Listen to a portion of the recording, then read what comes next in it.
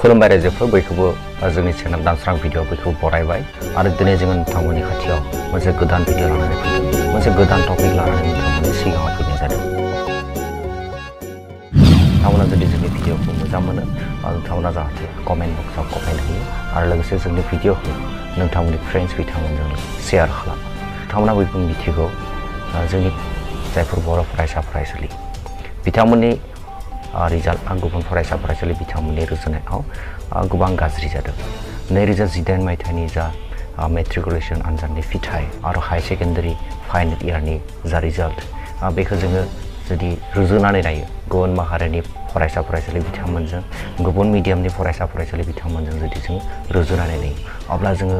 बेवहाय नुनो मोनो जे जोंनि बर' फरायसा फरायसुलिफोरनि रिजाल्ट गोबां बिथांमोना बेक जानानै दङ दा खोथाया जाबाय बे मानि थाखाय जादों बेखौ नायबिजिरनो गोनां दं मा जाहोननि थाखाय बेबायदि जानो मोनदों सेपारेट डाइरेक्टरेट गैया बेबो जानो हागौ थोजासे फोरोंगिरि गैया बेबो जानो हागौ जायफोर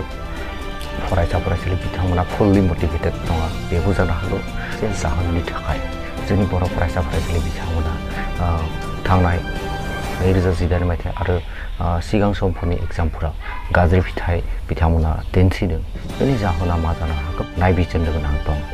बेखौ जोंनि मेलेमजिबि बिथांमोना साननानै नायनाया मोजां आरो बेनि सायाव खामानि मावनाया मोजां आङो गोबां मिथिं दावथिंफोराव थांनानै जोंनि फरायसा फरायसुलि बिथांमोनजों जों सावरायनाय मिथिदों जोङो मोनदों जे जोंनि फरायसा फरायसुलि बिथांमोना गोबां खेथ्रआवहाय गोबां आयदायाव उन गोलैसोनानै थानाय बिथांमोना जोङो माबा मोनसे सोंलु सोंबा बिथांमोना लोगो लोगो फिननाय होनो नागिरा बेबायदि बिथांमोननि मोनसे गिनाय भाब दं जे आं फिननायखौ होयोबा गोरोन्थि जागोन नामा आङो लाजि फोनांजागोन नामा थिग बेबायदि गासै आं मोनथाम आयदाखौ मोनदों मोनथाम जाहोन मोनदों जाय जाहोननि थाखाय जोंनि माहारिया गोबां उन गोलैसोनानै थानो गोनां जादों जायखिजाया खामानि सोलोंथायानो जा बायदिसिना बेफार फालांगि बायदिसिना रोखोमनि खामानि मावनाय दांनाय गासैबो आयदायाव जोङो बे मोनथाम गुबै जाहोननि थाखाय जोङो उन गोलैसोनानै थानो गोनां जादों दा बे मोनथाम जाहोना मा अलराइट आङो बे मोनथाम जाहोनखौ नोंथांमोननो फोरमायनो नागिरदों जोंनि दैदेनगिरि बिथांमोना प्राय बे मोनथाम आयदानि सायाव बिथांमोना गावसोरनि बिबुंथियाव बिथांमोना बे मोनथाम आयदानि सोमोन्दै प्राय बुंनाय जोङो खोनानो मोनो बे मोनथाम आयदायानो जाबाय फार्स्ट गिनाय नेक्स्ट बानाय आरो मोनसेया जाबाय लास्ट मोनसेया जाबाय लाजिनाय बे गिनाय बानाय लाजिनाय बे मोनथामखौ जुदि जोंनि जायफोर फरायसा फरायसुलि जोंनि जायफोर लाइमोन सेंग्रा सिख्ला बिथांमोना जुदि गारनो हायो गारनानै जुदि गोदान साननायजों बिथांमोना गावनि खामानियाव आवगायलांनो हायो अब्ला बयबो साक्सेस जागोन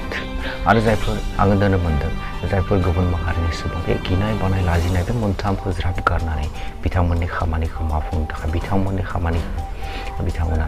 मोगथां महर होनो थाखाय जेब्लाबो नाजायो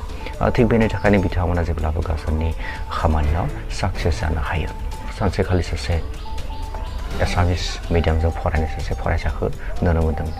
बिथाङा आंनाव फैनानै सोंफैदों बिथाङा मा सोंफैदों माबाफोर गोदान साख्रि ओंखारदों नामा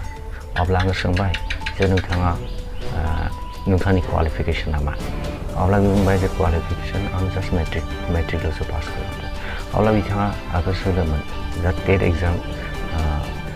एग्जाम जायो बे टेट एग्जामनि आं एग्जाम होनो हागोन ना हाया बेबायदि बिथाङा मिथिनो लुबैदों